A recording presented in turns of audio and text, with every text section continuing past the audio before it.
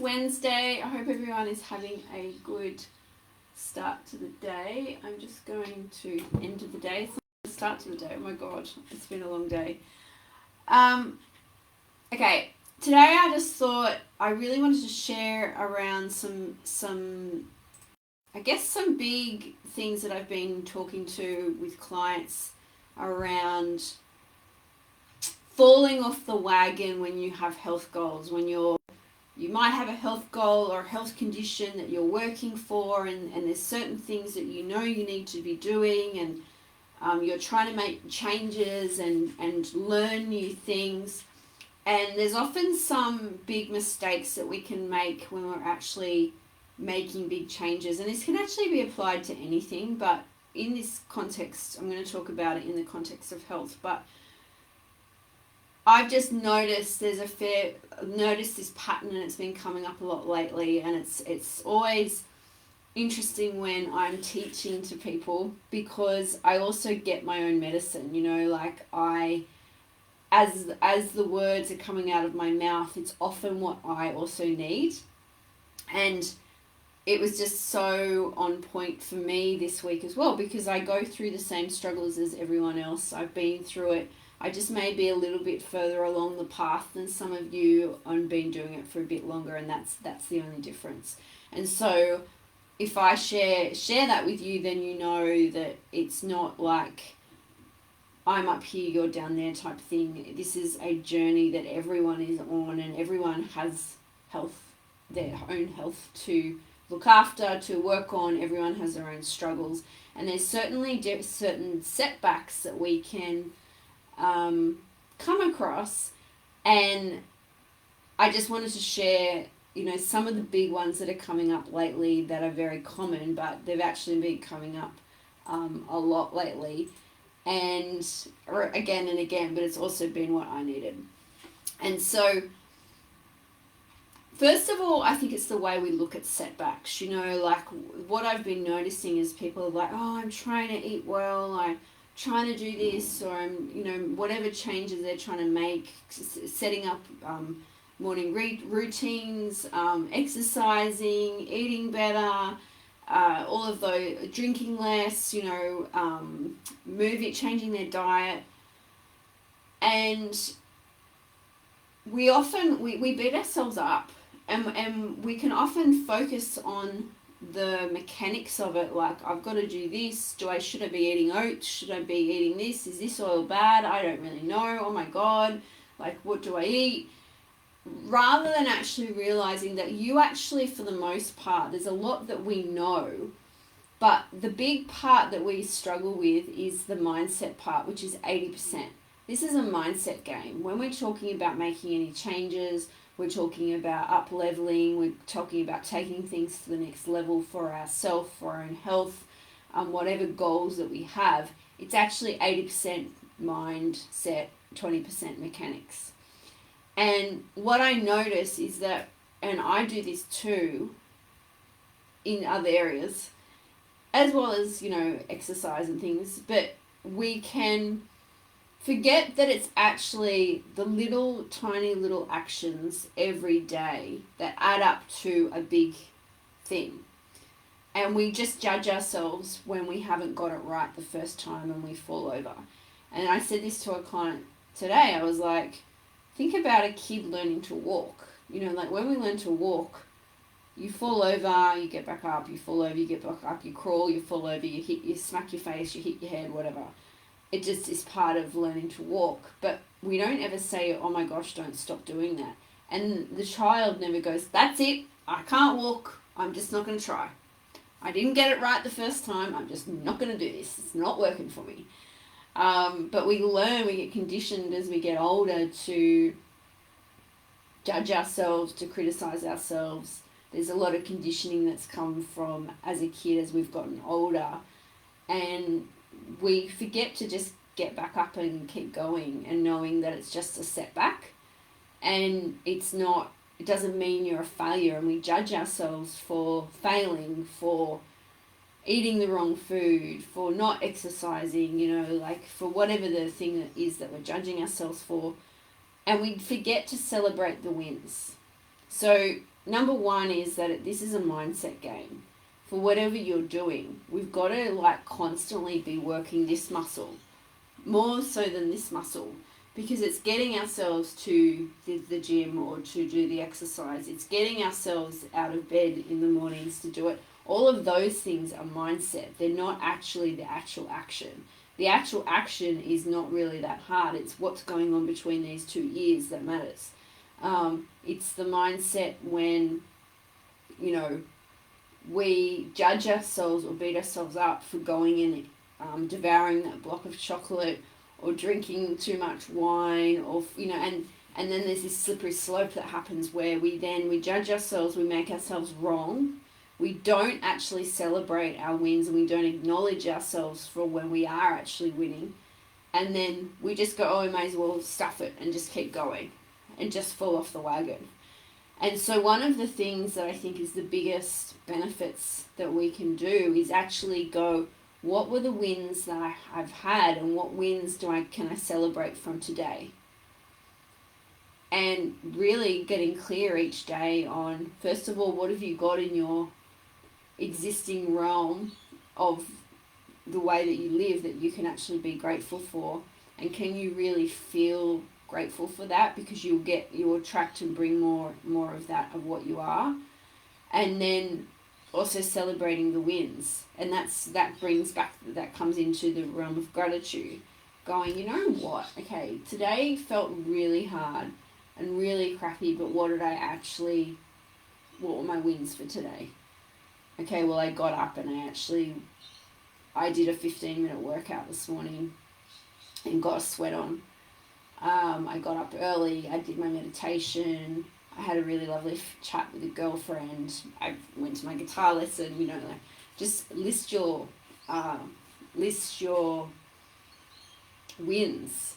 And we need to learn how to celebrate the small wins, not just expecting it to be this, when I get there, I'll be happy when. I've done posting this before. I'll be happy when I get the body, when I lose the weight, when my skin clears, when I get the guy, when I get the money. I'll be happy when. Can we actually find the gratitude in it now? And can we actually celebrate things along the journey that we're doing? Because it's those little tiny actions every single day that make up to a big shift. And when you see changes in people, or when you see people create big goals, it's all the little actions that they've been doing every day on a consistent basis. Even as I'm saying this, I'm like, oh yeah, I can think of all the things that I can apply this to me in my life that I'm not. Or I need this right now. I need this talk, this medicine, right? And so it's all the little actions, rather than going, oh my God, it's too hard. It's like, okay, how can you do better tomorrow? How can you choose again? And all you need to do is just do a little bit better each day than what you did the day before. And even if you don't, can you still then choose again in the next hour, in the next 2 hours? Can you do a little bit better? Rather than thinking that you've got to have it perfect and done and got to have it all together, it's like, it's actually meant to be messy. It's meant to be this weave. It's meant to be this unraveling of finding what your strengths are, finding the trials, the tribulations, the wins. It's not also meant to be easy. It's got to be equal balance. And we have this perception sometimes that things are meant to be easy, or they're meant to be, we get to the goal, that they should be easy. But if they were so easy and we got to the goal, we wouldn't appreciate them. So can we move, this is the other mistake that we make, is we have this perception that it should be easy, it shouldn't be this hard, all the shoulds and shouldn't, yeah? And we judge ourselves, and we make it wrong, and we have this we're delusional around what it should be like, and we don't have, we're not balanced, because everything comes in, there's negative and positive, there's light and there's dark, there's good, there's bad, there's pleasure, there's pain in every moment. And we've got to understand that there's going to be challenge. It's the weight, it's the resistance that we have. I did a post the other day on my story, and I was like doing a workout with those resistance bands. I was like, God, this is a good metaphor for life, because we need the resistance. We actually need the resistance to build the muscle. And we can still do, if we didn't have that resistance, it would just be like, And it's the resistance and the hard part that then makes us build the muscle that then has a reward at the other end.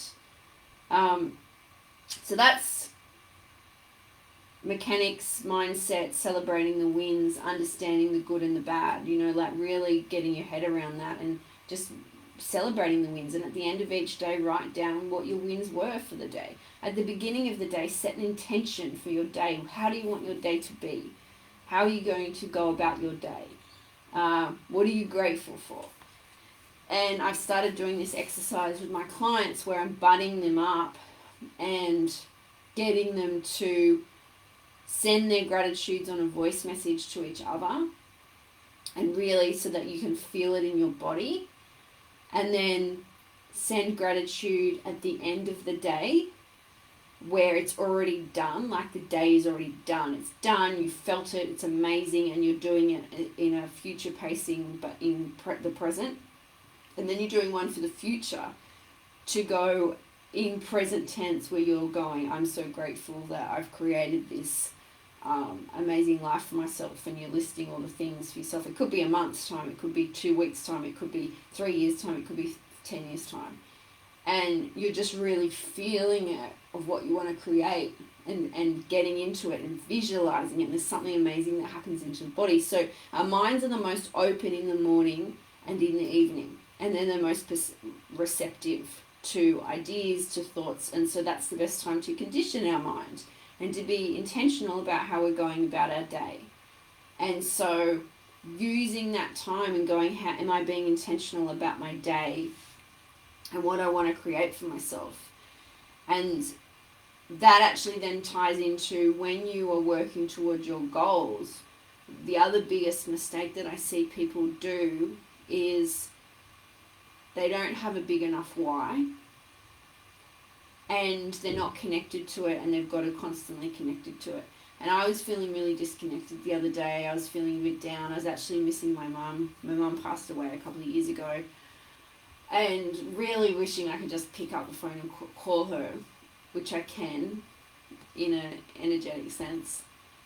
But I really just was like, and I just had one of those days. It was really finding, just everything was a struggle. I was feeling tired. And then I started talking to a client, and I was like talking about her why. And I was like, why do you want this? Why is this important to you? And I was saying it, and I was thinking about it, and I was like realizing myself that I hadn't connected to my why enough. And that was probably what I was finding the lack of inspiration at the time. And so our why has got to be so strong, it's got to be so big. And I'm going to tell you a story that a mentor of mine shared with me recently, and it really just reminded me the power of this. I want you to imagine that if I said to you, could you run a marathon tomorrow? Most of you would say no. And if someone said to me, you need to run a marathon tomorrow, could you do it? And I'd be like, hell no, at the moment I can't even run a kilometer because I've had big knee issues. And so I was like, no, I couldn't. And then she said to me, think of someone that you love, and I want you to imagine them now on their deathbed. And imagine them on their deathbed. And I want you to now imagine that we've actually got this vial of medicine, that it's herbal medicine. We've got this vial of medicine that will save their life. And in order for you to get the medicine to them to save their life, you have to run a marathon, and you can't stop. And as long as you keep running and you don't stop, they will get the medicine and then they will live. And my question then is, would you be able to then run a marathon? And most people will say yes. If the person you thought of and you're saying no, maybe they're not the right person, or maybe it's not the right thing. It could be a pet, or but like that reason. See there's a difference in that reason why you're doing it. And I think that's just so powerful to remind us. It's like, okay, is my why I'm doing something big enough? Why do you want good health? Why do you want to create abundance for yourself? Why do you want to work on those business goals? Why do you want to work on your dreams? Why? Why is it important to you? When those big ones. And this is really important in context of health, because it's very easy to get swayed, be influenced, not see the importance of it. But we will always do more for other people than we will do for ourselves. And so if we can pull into that reason other people and connect to that, it's much more likely to stick. And so we've just got to keep connecting back into that. And the other thing then that comes to is talking about the why, and also talking about the vision. What do you want to create for yourself? And playing the long game. I said this to a client today. I was like, stop playing the short game. Play the long game. So it's not about just losing the weight for the dress. It's about what's the vision for yourself, and who do you need to be? What sort of person do you need to show up as to actually step into that and to be that? And is that a healthy, fit, vital, vibrant woman? Or is she sort of like half energized, a bit doesn't really look after herself? And so what sort of energy levels or what sort of output do you need to have to be able to be that person, to be able to give to that extent, to be able to show up for your family, to show up for the people that you love and care about? And so the two have got to work hand in hand. But we've got to celebrate the wins, the small wins along the way. The other biggest mistake I see people make is accountability, no accountability. And so not having accountability with someone else, they make their health goals or their goals, and then they just keep it to themselves, because if I don't share it with anyone, it won't be real. And it just gets lost. And I've done that before as well. So find some accountability. Find someone to mentor you, or find a friend to make you accountable, and have some accountability, and make sure that this is the type of person that will keep you accountable, to call you out when you're not showing up, to really, you have to be accountable to and show up for. And the last one I see that is a big one is having this subconscious belief that we don't deserve it. And this is a big one, but often we can make goals, and if we don't believe that we're worthy of it, we will self-sabotage to make it not happen. And so we've really got to work on our real self-love.